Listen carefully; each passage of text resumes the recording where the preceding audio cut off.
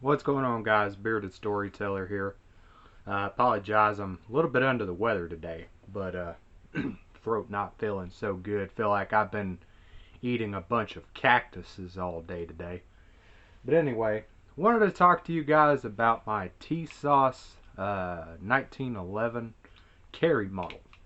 So, this is it right here. This is the stainless model. The commander size as well. As you can see, no rounds in it. Completely empty, nothing. We're all clear, good to go. Alright, so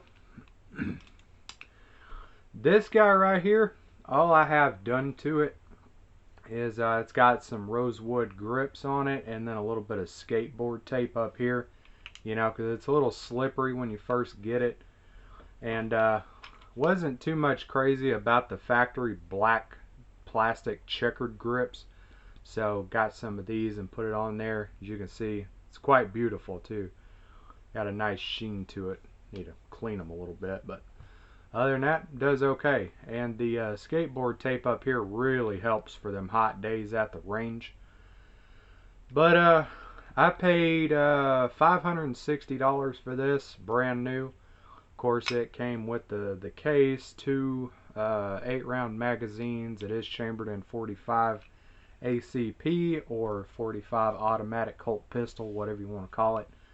I did have the ambi safety removed because I'm not a fan of ambi safeties. I'm really not a fan of ambi anything, really, ambidextrous anything. I am right-handed. Everything's gonna look backwards because I'm using my front-facing camera. But anyway, so I got this guy brand new. And as you can see, it's got the forward slide serrations. It has your standard 3-dot white sights, your Novak style sights on it. They are removable in case you want to replace them, put you some night sights or something like that on there. But I took this thing out to the range for the first time quite a while back now.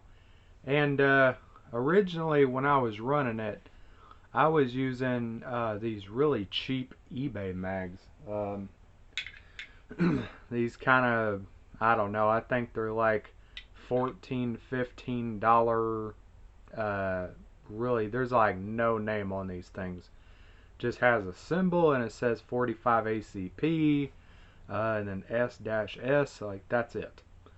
But this is your stainless mag. I mean, you would really think that this mag would feed really well.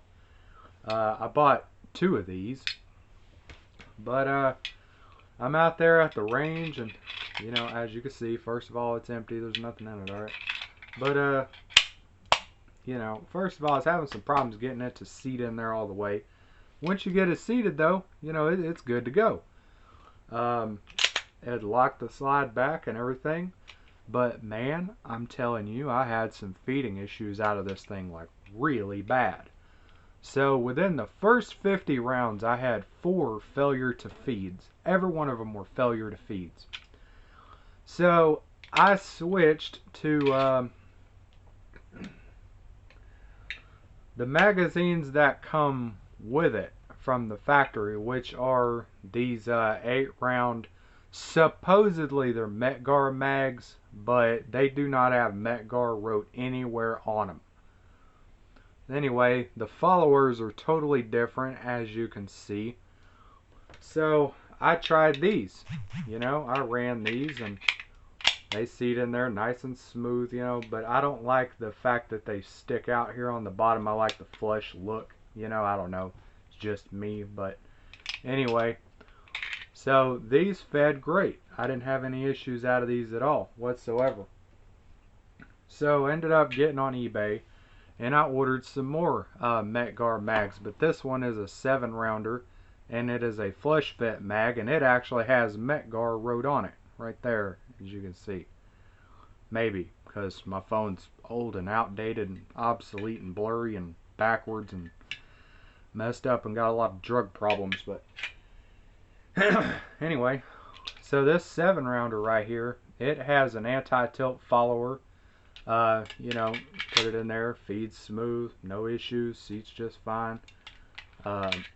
No problems whatsoever. So you put it in there and, you know, and lock the slide back on the last round just like it's supposed to. No issues. Good mag. Real good mag. So after that 50 rounds and switching magazines, I kind of narrowed it down to it being the fact that this mag here, this no brand mag, is just a junk mag, you know. So I ended up ordering, what was it? Where are you at? Here we go. This right here is a Chip McCormick mag. This is a 7-rounder. Or I'm sorry, this is an 8-rounder. This is a Chip McCormick flush fit 8-round magazine. I want to say I paid like 30 something dollars for this. 37, 38 bucks, 40 after tax, something like that. So, you know, it actually did really good. You know, put it in, feeds just fine. Holds the slide back on the last round very smooth. Absolutely zero problems with this magazine whatsoever. So even though after switching to better magazines, of course my range session I was using Cellier and Bellet 230 grain 45 auto ball ammo. You know, your typical standard stuff. After I switched to the good mags, I didn't have any more problems. However, I did end up taking this thing completely apart, and I used this Mother's Mag and aluminum polish right here and slicked up all of the internals. And ever since then, no issues have been seen out of this 1911. Using quality ammo, quality mags, and you know, getting the internals all polished up and everything.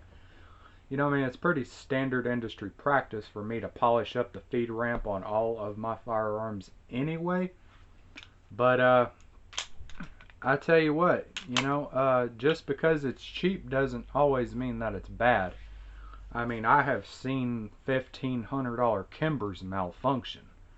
So it just depends on, I guess, the build quality of the 1911, the type of magazines you're using. I mean, magazine quality plays quite a big role in pretty much every firearm that there is that will accept a magazine. So, you know, and the cool thing about this guy is that not only it's cheap, you know, 500-600 bucks, but it also has a forged frame. It's a steel frame, forged slide, cold hammer forged barrel, 70 series internals. I mean, this is like the best of the best. Like, really, this thing should be priced a lot higher than it is. But I don't feel like I really needed to upgrade the magazines, or excuse me, sorry, my bad. I'm not quite thinking all the way. I'm a little tired today. But I didn't have to slick up the internals on it. However, I did it anyway just to make sure that I pretty much never have any feeding issues ever again. So anyway, yeah. And then my dad gave me this really old Kimber mag right here. And one thing that I noticed is that the feed ramps are different in the slant. Like, they present the rounds differently. So this old wore out Kimber mag right here feeds phenomenal. I've never had any issues out of this magazine whatsoever.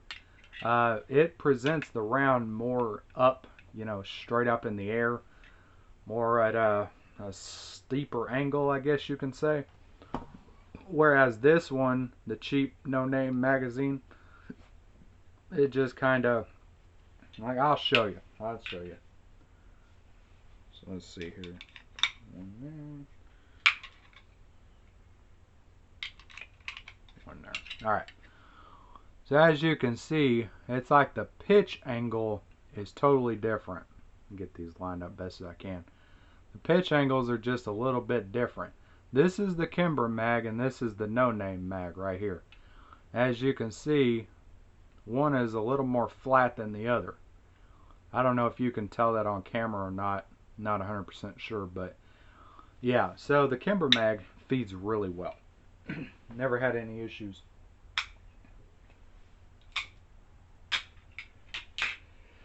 You know, it's kind of crazy how that whole thing works, but it does. It somehow works. So If I had to go back and do it all over again, would I still buy a Turkish made 1911? Yes, I would. I absolutely would. Because even though I have put several hundred more rounds through this thing since my 4 failure to feeds, it has functioned very well for me. Now, one thing I did notice when I first got it, it was very tight. I mean, everything was very tight. There was no slide movement on the frame whatsoever.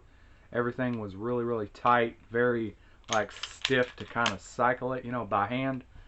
But after putting a few hundred rounds through it now, I have noticed that it's loosened up a lot, and and it's been wonderful. I mean, it functions 100%. Every time I pull the trigger on it, it sends a round down range and it cycles fully, sends the next round through the chamber, and it's ready to go. No more feeding issues, no stovepipes, nothing like that. So if I had to choose between this and a $1,500 gun, oh, I would definitely choose this all day long. Now, that's not to say that 1911s have the same reliability as, let's say, your standard Beretta 92 FS. I mean, these things have been known to be reliable as fuck. So, but I wouldn't put it past it. I mean, I think one can be just as reliable as another. I've put, I don't know how many rounds through this one, and it's never failed a single time. However, this thing it is old, okay? It is old. This is an early 1980s Beretta. So, and it was carried by law enforcement. This is the police special. It was carried by the sheriff in my town, and he ended up selling it to the local pawn shop, and then I bought it after that. So, it was his personal duty weapon. So, anyway, this thing was rode hard and put up wet, let me tell you. So, anyhow, other than that, yeah, Tisas 1911, good stuff. So, anyway, if you're thinking about buying one of these, I would definitely say go for it. But I would also recommend that you either get the front straps stippled or get it, what do you call, get some checkering put on here, or get some skateboard tape or something like that, because it is slippery from the factory. So if you're thinking about getting one but you're not 100% sure on whether you should or not, yeah, you should, definitely. Just make sure, use quality mags, quality ammo, run it good, and you probably will have some malfunctions regardless in the first 50 to 100 rounds, maybe in the first 500 rounds. But for me, in my case, it was the first 50 rounds, and I narrowed it down to being a really crappy magazine. So I'll be throwing that one away. Other than that, guys, I would say go for it. It's a good deal and should last you theoretically the rest of your life. So anyway, if you got any questions, comments, or concerns, be sure to post that down below. Sorry about my voice being kind of crackly, not feeling 100% today. So just wanted to get some kind of video out for you guys. But anyway, if you got any questions, comments, concerns, put that down below. If you want to, be sure to subscribe. If you want to share this video as well, I definitely appreciate that. So y'all be careful, stay safe out there, and don't do anything I wouldn't do.